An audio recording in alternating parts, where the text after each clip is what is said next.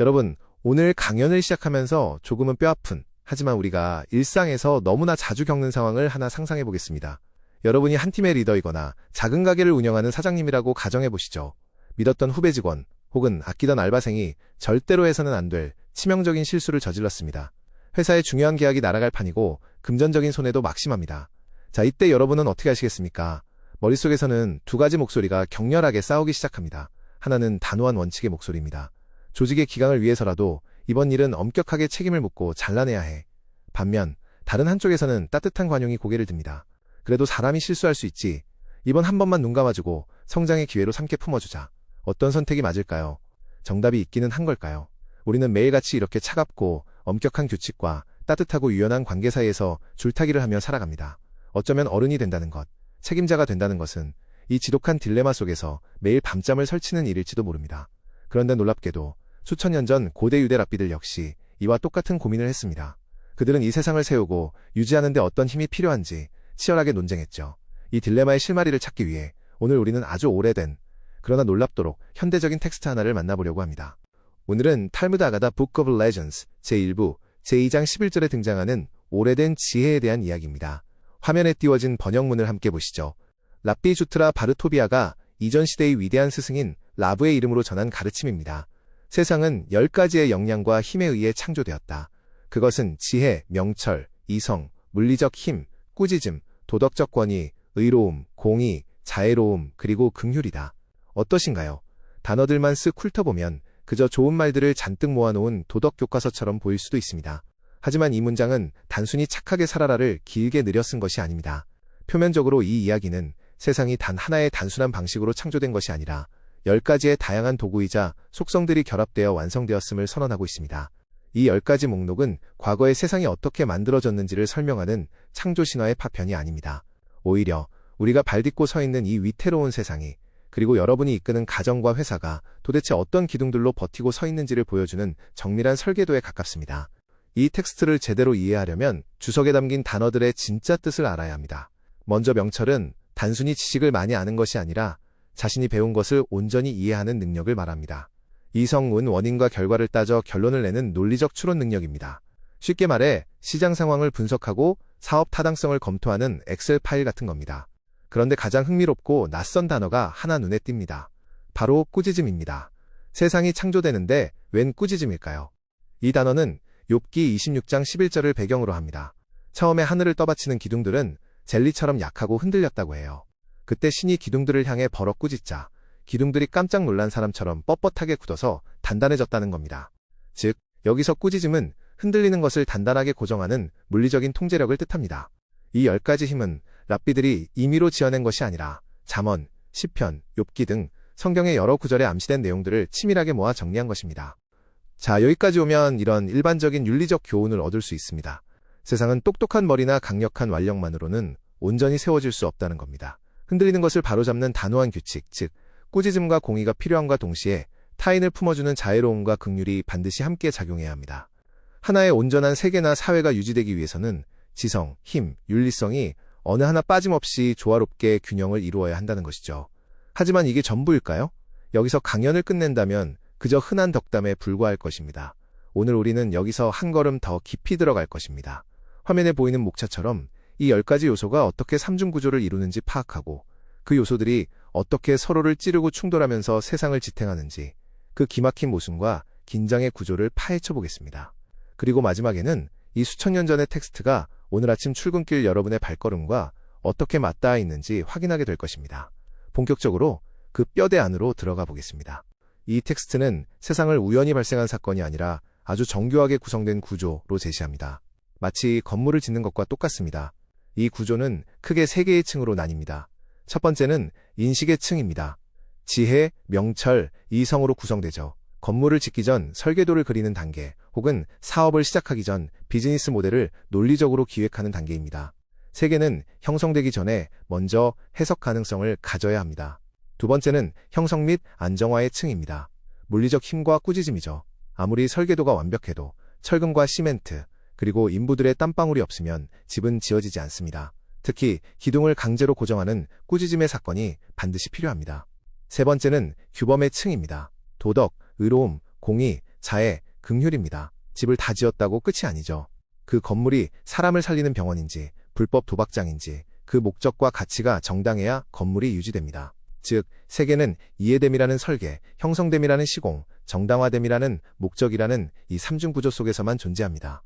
여기까지는 누구나 고개를 끄덕일만 합니다. 그런데 이 텍스트의 진짜 무서운 핵심은 이 요소들이 평화롭게 손잡고 있는 조화가 아니라 팽팽한 긴장이라는 점입니다. 첫 번째, 팽팽한 긴장의 축은 지성 대 힘입니다. 지혜와 이성이 아무리 기가 막힌 아이디어를 설계해도 그것을 밀어붙일 실제적인 자본과 물리적 힘이 없으면 그건 그냥 몽상에 불과합니다. 반대로 아무런 지성적 고민 없이 자본의 힘만 휘두르면 어떻게 될까요? 그 힘은 폭력이 되어 시장과 세상을 파괴합니다. 힘은 방향을 갖지 않기 때문에 반드시 지성에 의존해야 하고 지성은 힘을 빌려야만 현실이 됩니다. 서로를 간절히 원하면서도 본질적으로 성격이 다른 두 힘이 팽팽하게 줄다리기를 하고 있는 겁니다. 더 극적인 긴장은 두 번째와 세 번째 축에서 발생합니다. 표를 보시죠. 두 번째 축은 안정화 대 유연성입니다. 흔들리는 것을 강제로 굳게 만드는 꾸짖음과 굳어버린 것을 다시 부드럽게 열어주는 긍휼의 충돌입니다. 세 번째 축은 공의 대 자애입니다. 공의는 칼 같은 질서와 기준을 요구하고 자애는 관계와 용서를 말합니다. 생각해 보십시오. 원칙과 규칙인 공의와 꾸짖음만 있는 회사는 어떻게 될까요? 숨 막혀서 아무도 못 버티고 딱딱하게 굳어버릴 겁니다. 반대로 실수해도 다 용서해주는 따뜻함인 긍휼과 자애만 있는 회사는 어떨까요? 체계가 무너져서 결국 파산하고 말겠죠. 이 둘은 본질적으로 충돌합니다. 그런데 아가다 텍스트는 이 모순을 억지로 해결하라고 말하지 않습니다. 이 모순과 충돌 자체가 세계를 붕괴시키지 않고 유지시키는 필수 조건이라는 겁니다. 자, 구조를 다시 한번 확인해 보겠습니다. 우리는 보통 이상적인 세계, 이상적인 직장이라고 하면 갈등이나 모순이 하나도 없는 평온한 상태를 떠올립니다. 하지만 이 고전 텍스트의 해석은 정반대입니다. 이상적인 세계는 안정된 균형 상태가 아닙니다. 오히려 서로 양립 불가능한 원리들을 동시에 유지하는 팽팽한 장이야말로 진짜 살아있는 세계입니다. 즉, 여러분의 일상이나 조직에서 원칙과 관용이 매일 부딪히고 갈등하는 것, 그 모순은 여러분이 뭔가 잘못해서 생긴 결함이 아닙니다. 그것이 바로 구조의 핵심입니다. 원문과 전통 해석은 이 상충하는 힘들을 하나로 통일시키려 하지 않았습니다. 오히려 이 모순된 힘들이 서로를 견제하며 버티고 있는 상태야말로 세상이 정당성을 확보하며 존재할 수 있는 유일한 방식임을 긍정하고 있는 것입니다. 이 치밀한 구조는 우리에게 다층적인 의미를 던집니다. 첫째, 윤리적 의미입니다. 이 텍스트는 우리가 흔히 생각하는 선의 개념을 완전히 부숴버립니다. 우리는 무조건 참고 양보하는 착한 사람을 선하다고 생각하기 쉽습니다. 하지만 이 구조에서 선은 단일한 덕목이 아닙니다. 꾸짖음은 반드시 필요하지만 남용되면 폭력적인 억압이 됩니다. 반대로 긍휼도 필요하지만 과도하면 무책임한 방종이 되죠. 공의는 건강한 공동체를 세우는 기둥이지만 자애는 그 공동체가 숨 쉴 수 있게 유지시켜줍니다.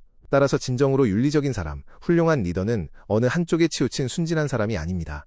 서로 충돌하는 원리들을 동시에 손에 쥐고 상황에 맞게 끊임없이 튜닝, 즉 조정하는 능력을 가진 사람입니다.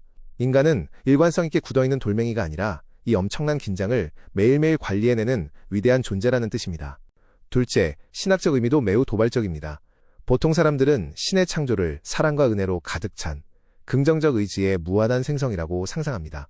하지만 이 텍스트에서 신은 지성, 물리력, 심판, 자비 등 서로 부딪히는 속성들의 결합으로 나타납니다. 신은 단순히 둥글둥글하고 완전한 조화 그 자체가 아닙니다. 특히 창조의 과정에 꾸짖음이 핵심으로 포함된다는 점을 주목해야 합니다. 이는 세상이 자유롭게 무한히 뻗어나가도록 내버려둔 것이 아니라 억제와 제약을 통해 형태를 잡아가는 뼈아픈 과정이었음을 의미합니다. 다시 말해 질서라는 것은 고정된 채 하늘에서 뚝 떨어지는 것이 아닙니다.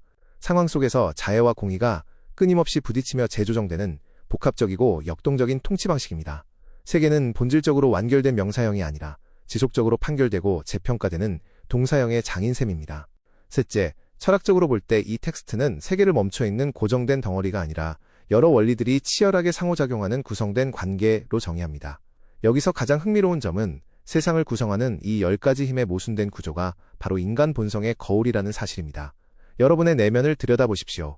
우리는 지독하게 이성적으로 계산하면서도 동시에 주체할 수 없이 충동적입니다. 남의 잘못에 대해서는 날카로운 공의의 잣대를 들이대면서도 내가 실수했을 때는 한없이 따뜻한 자비를 갈구하죠. 우리는 이 모순 때문에 스스로를 자책하기도 합니다. 하지만 텍스트는 위로를 건넵니다. 인간의 모순은 고장난 결함이 아닙니다. 그것은 우리가 세상을 닮았기 때문에 발생하는 구조적 필연입니다. 마이모니데스적 관점에서 보면 이 10가지 힘은 밖에 실제하는 것이 아니라 우리가 이 복잡한 세계와 나 자신을 이해하기 위해 만들어낸 치열한 인식의 틀입니다.